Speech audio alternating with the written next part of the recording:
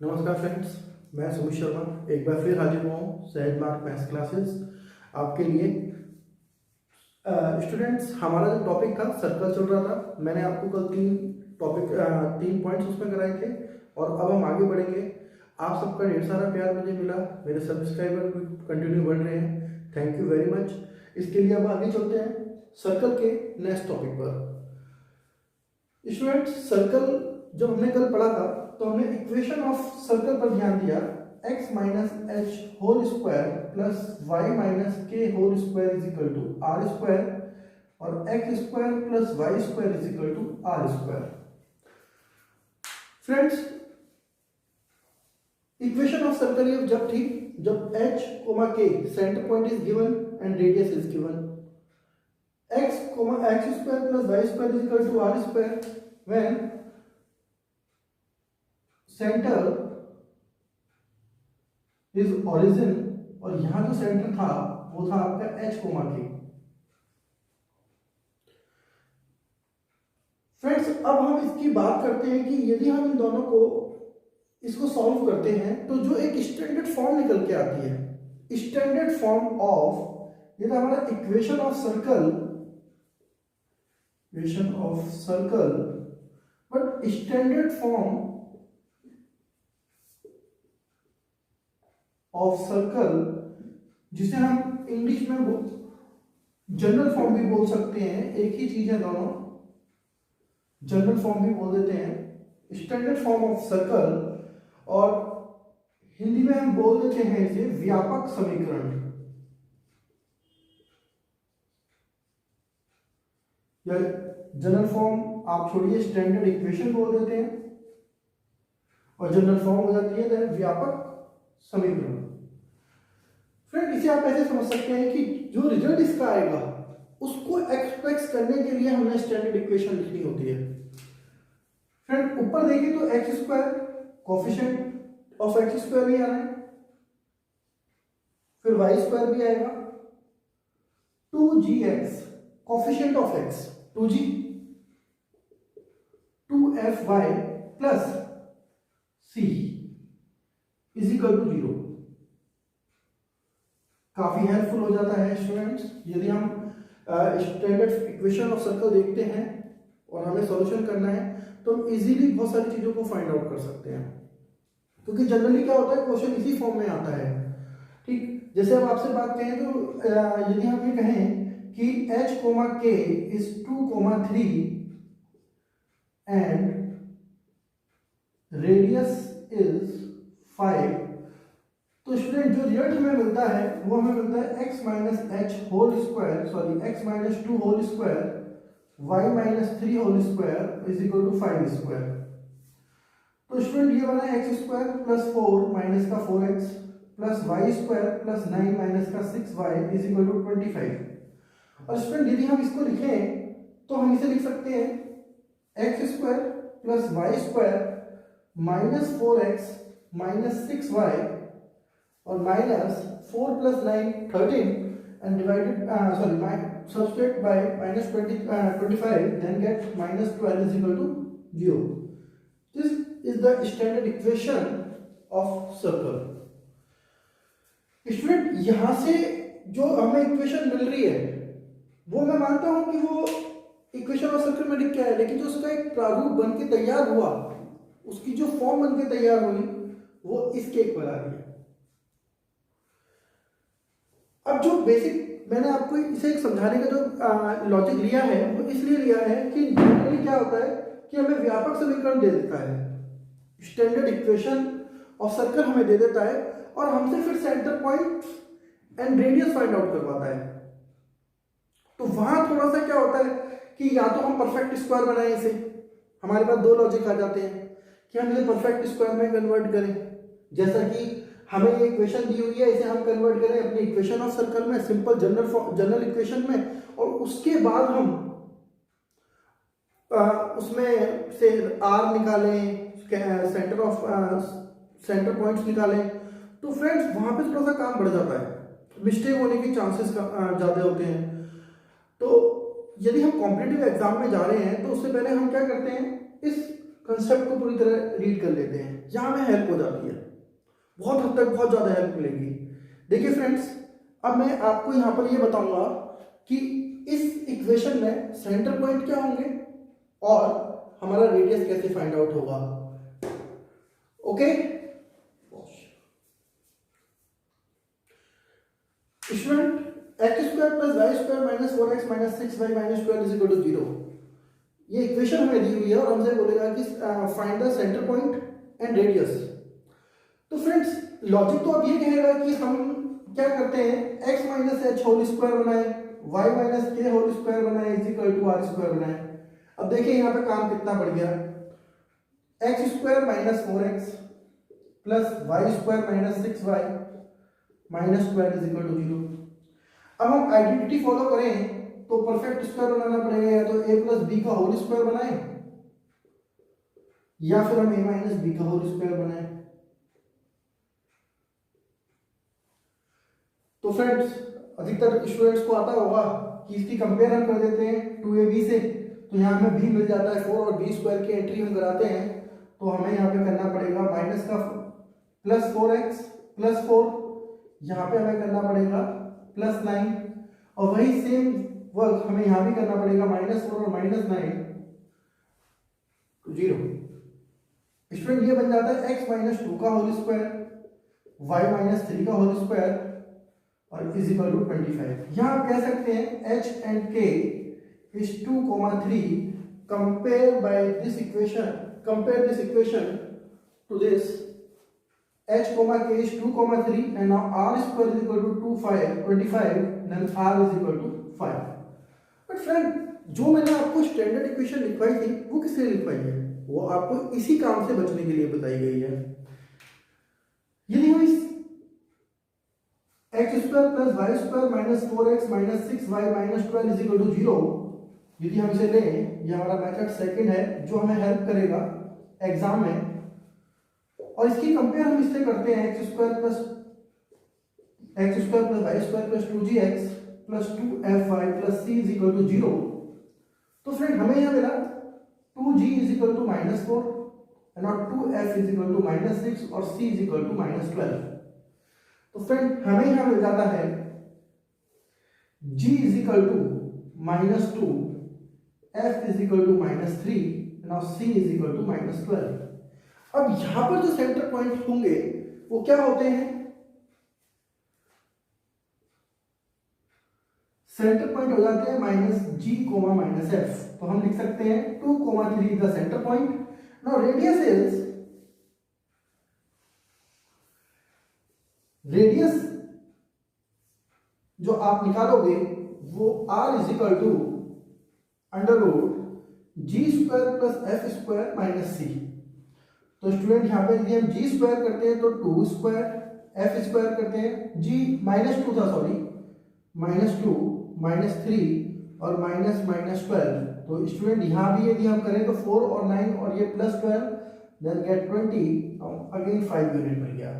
तो यदि हम यहाँ बात करें तो दोनों मेथड सेम ही है, थोड़ा सा चेंज है, सॉरी दोनों आंसर हमारे सेम आए हैं बट मेथड थोड़ा सा चेंज हो गया। तो फ्रेंड, ये जो मेथड था परफेक्ट स्क्वायर बना के हमें इक्वेशन ऑफ सर्कल में कन्वर्ट करने से बेस्ट था कि हम उसे स्टैंडर्ड इक्वेशन से कर सकते हैं, वो इजी पड़ेगा आपको हमेशा। और ये आप सोच के देखें तो विद इन सेकेंड में होने वाला काम है। अभी मैंने खुद करके आपको बताया कि आप इसकी जितना प्रैक्टिस करेंगे ना उतना बेस्ट रहेगा। ये मेरे केवल पीजीटी टीजीटी वाले फ्रेंड्स के लिए ही नहीं, ये मेरे उन स्टूडेंट्स के लिए भी रहेगा जो 11th क्लास में सर्कल पढ़ते हैं, 12th class from IITs NDA वगैरह की तैयारी भी करेंगे, उनके लिए भी ये बहुत हेल्पफुल रहने वाला है टॉपिक। तो फ्रेंड, इसको हमें मिस नहीं करना है, ये जो जनरल फॉर्म है ये बहुत हेल्पफुल रहेगी। अब इससे हम आगे चलते हैं अपने पॉइंट्स पर जो हम कल चल रहे थे कि equation of circle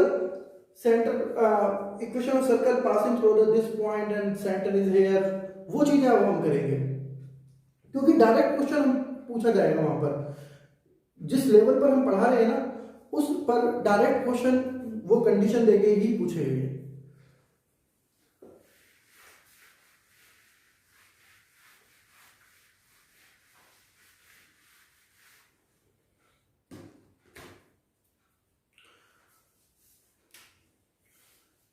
equation of circle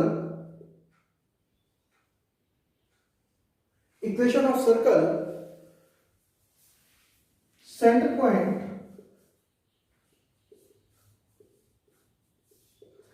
h comma k and passing through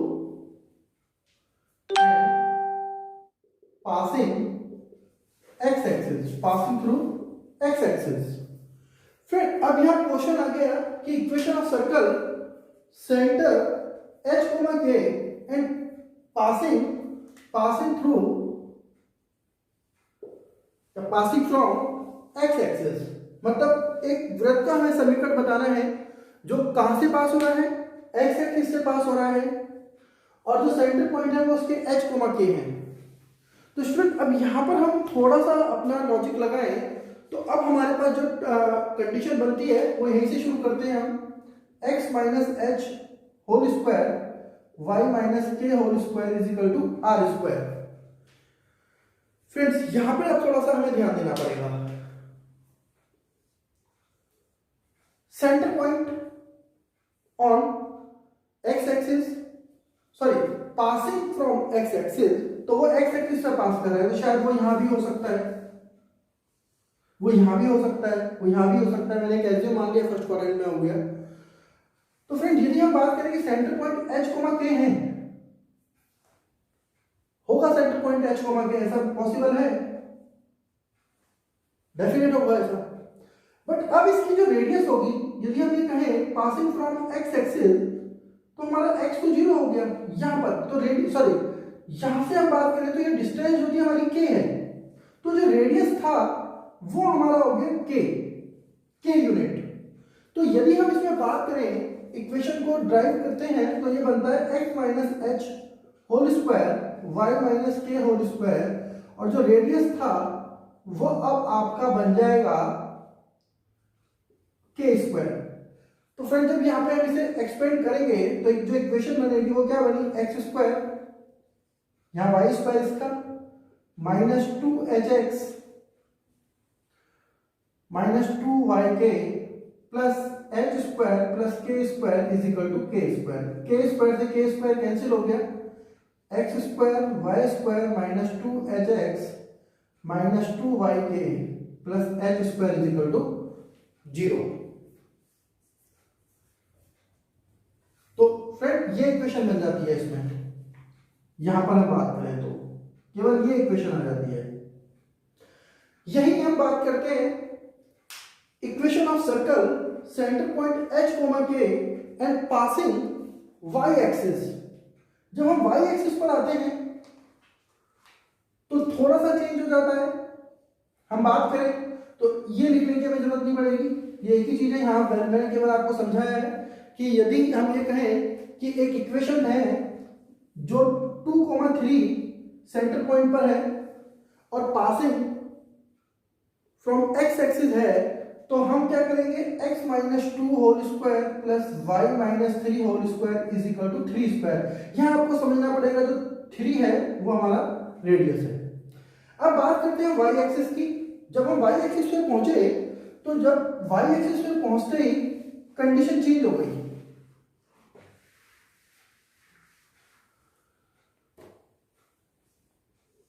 y axis, यदि y एक्सिस पर टच कर रहा है तो शायद वो यहां भी टच कर रहा होगा, यहां भी टच कर सकता है, मतलब कहीं भी बन सकता है, वो यहां भी बन सकता है, यहां भी बन सकता है। तो वो टच कर रहा है, y एक्सिस को टच करता हुआ जा रहा है, तो आप ऐसे बना सकते हैं उसे, ठीक। और h कोमा k जो सेंटर है वो आपका यहां है और ये डिस्टेंस आपकी h है। तो यहां जो रेडियस का काम करेगा, रेडियस क्या हो जाएगी इस कंडीशन में, r is equal to h हो जाएगा और आप इक्वेशन लिखोगे x minus H whole square y minus के whole square is equal to h square. Friends ऐसे क्वेश्चन डेफिनेट पूछे जाएंगे। मैं आपको बता देता हूं इस टाइप के क्वेश्चन आपसे पूछे जाएंगे। इक्वेशन दी होगी, आपको बताया जाएगा कि इस तरह से क्वेश्चंस होंगे और आपको जल्दी से जल्दी इनके आंसर्स देने पड़ेंगे। फ्रेंड मैं अपनी तरफ से पूरी कोशिश कर रहा हूं कि वही एक इंपॉर्टेंट टॉपिक्स हम उठा के चले जिन पे प्रीवियस ईयर में क्वेश्चंस आए हैं, क्योंकि मैंने बिल्कुल क्लियर कर रखा है कि टेंजेंट से रिलेटेड क्वेश्चंस आए हैं, टेंजेंट विद सर्कल पे डेफिनेट क्वेश्चन पूछा गया है, तो जल्दी से जल्दी हम उस पर चलें। फ्रेंड, इसके बाद हम बात करते हैं आगे, यदि हम बात करें इक्वेशन ऑफ सर्कल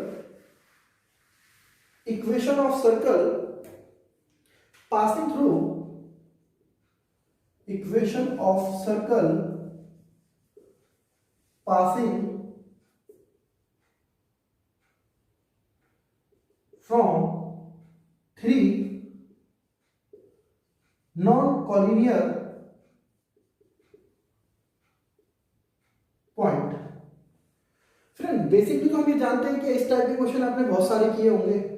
जैसे आपसे बोल दिया जाता है कि 3 पॉइंट्स हैं जिनसे सर्कल पास हो रहा है, उसका इक्वेशन बताइए।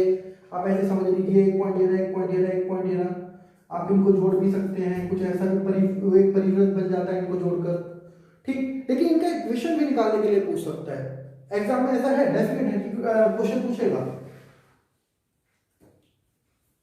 तो फिर हमने x1 y1 मान लिया, x2 y2 मान लिया और x3 y3 ये पॉइंट हो गए हमारे पास। इसका एक शॉर्टकट ट्रिक है फ्रेंड्स, ज्यादा टफ नहीं है। देखिए, वहां पर आप क्या करते हैं, यदि आप 11th और 12th के स्टूडेंट हैं, वहां क्या करते हैं, हम करते हैं कि जो हमारा जनरल इक्वेशन है, सॉरी स्टैंडर्ड इक्वेशन जो था 2f(y + c = 0), हम इनमें वैल्यूज पुट करते, या अपने जनरल जो इक्वेशन थी हमारी सर्कल की सिंपल इक्वेशन थी उसको हम यूटिलाइज करते। वहां पर हम x1 y1 को कभी यहाँ पर इन पॉइंटों पे पास करते, एक बार इस सर्कल को इससे पास करते, एक बार इस सर्कल को इससे पास करते, लेकिन कॉम्पिटिटिव एग्जाम में बहुत टाइम लग जाएगा, ठीक। इससे बेस्ट है कि हम इसके लिए शॉर्टकट ट्रिक सीख लेते हैं। Determinant of x, friends, equation of circle passing through from 3 non-collinear points, then x square plus y square xy1, x1 square plus y1 square x1 y1 1, x2 square plus y2 square x2 y2 1, x3 square y3 square x3 y3 1 is equal to 0। Student, वैसे तो आप सबको लगेगा ये formula बहुत बड़ा है, ठीक, लेकिन मैं आपको एक बात बताऊं, सभी हम आप सब पीजीटी लेवल पर हैं, स्कूल पढ़ा रहे हैं, टीजीटी लेवल पर हैं, सब ने 12th क्लास में सार्डिंग पढ़ा हुआ है, डिटरमिनेंट पढ़ा है, वहीं से ये कॉन्सेप्ट है। सपोज कीजिए कि क्वेश्चन ऐसा आ जाता है, पहली बात तो ये है कि कॉम्पिटिटिव एग्जाम में जो भी क्वेश्चन आएगा वो ट्रिकी आएगा। कैलकुलेशन में वैसे तो वो बहुत शॉर्ट होगा, लेकिन वो ट्रिक हमें ढूंढनी होती है। तो ऑलरेडी आप जानते हो कि नंबर ऑफ जीरो जितना बन जाएंगे उतना ज्यादा इजी होगा। अब समझिए, ये भी हमारी कांस्टेंट वैल्यू आएंगी, ये भी हमारी कांस्टेंट वैल्यूज आएगी, ये ऑलरेडी कांस्टेंट है, ये भी हमारी कांस्टेंट वैल्यूज आएंगी, ये भी हमारी कांस्टेंट वैल्यूज आएंगी, ये भी हमारी कांस्टेंट वैल्यूज आएंगी, ये भी हमारी कांस्टेंट वैल्यूज आएंगी। तो लगभग हम देखें नीचे वाले पोर्शन पर तो हमारी कांस्टेंट वैल्यूज आएंगी। तो फ्रेंड्स, जैसे ही हमारी कांस्टेंट वैल्यूज आ जाएंगी, हमें कम से कम क्या करना पड़ेगा, एक्सपेंड करना पड़ेगा, उसका विस्तार करना पड़ेगा, और आप डायरेक्ट निकाल सकते हैं। फ्रेंड्स, और कोई लॉजिक भी हो वो भी आप यूज कर सकते हैं, जो मैंने बताया था, लॉन्ग मेथड है। एग्जाम के अंदर जो पॉइंट्स दिए जाते हैं वो जरूर, मैंने कहा ना कि सब्जेक्टिव पेपर के हिसाब से देने ही नहीं होते उन्हें, वो देंगे उसी टाइप से कि 1 मिनट के अंदर हमारा क्वेश्चन कंप्लीट हो जाए। 92 आवर का पेपर है, 120 मिनट्स का 125 क्वेश्चन हम अटेम्प्ट करने हैं। तो अब ये मान लीजिए कि जो सर्कल हम करते हैं हमारे सीट पर, उसका टाइम निकाल दें हाफ एन आवर, तो हमारे पास बचे 90 मिनट्स, और उसमें हमें 125 क्वेश्चंस होता है। पेपर का पैटर्न भी उसी तरीके से आता है। तो जो पॉइंट्स होते हैं वो ज़्यादा टिपिकल होते नहीं है, वो 1,0, कभी 0,1, फिर 1,1 ऐसे पॉइंट्स दे देते हैं वो जानबूझकर। तो हमें इन चीज़ों के लिए मेंटली प्रिपेयर होना पड़ेगा। यदि हम बहुत ज़्यादा टिपिकल के लिए जाते हैं ना, फिर वो स्मार्ट स्टडी का पार्ट नहीं है। और मैं फोकस कर रहा हूँ केवल स्मार्ट स्टडी पर, क्योंकि मैंने खुद ने ये जाना है कि यदि स्मार्ट स्टडी की जाए तो हम रिटर्न निकाल सकते हैं, बिल्कुल इजीली हो जाएगा। मैंने भी कुछ जो मैंने आपसे शेयर किया था कि 2016 का रिटन एग्जाम मैंने निकाला था, उसके लिए मैंने सिर्फ फोकस किया था स्मार्ट स्टडी पर, तो वही मैं आपको बताता हुआ चलूंगा फ्रेंड्स। इसके बाद हम बात करते हैं, ये अब आप इसके ऊपर प्रैक्टिस कर सकते हैं, बहुत बड़ा क्वेश्चन नहीं है, कर लीजिए। फिर इसके बाद जो मैं एक टॉपिक और छोटा सा लूंगा, अभी मैं चाहता हूं वो खत्म हो जाए। क्वाड्रेटिक इक्वेशन होती है सर्कल की, general quadratic equation, general quadratic equation एक होती है।